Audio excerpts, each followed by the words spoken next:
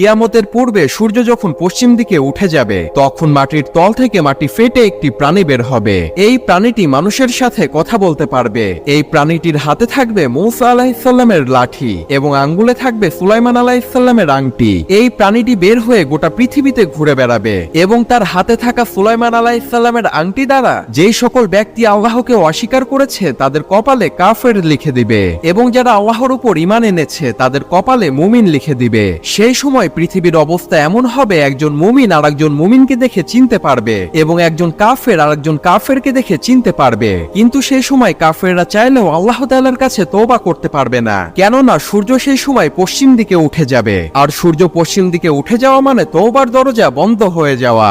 এই প্রাণীটি এসে সবাইকে উদ্দেশ্য করে বলবে, মানুষ কোরআনের আয়াত অস্বীকার করত আর আমিও ছিলাম কোরআনের আয়াতের অংশ। আজ আমি বের হয়ে এসেছি আর এই প্রাণীটির নাম হবে দাব্বাতুল আরদ।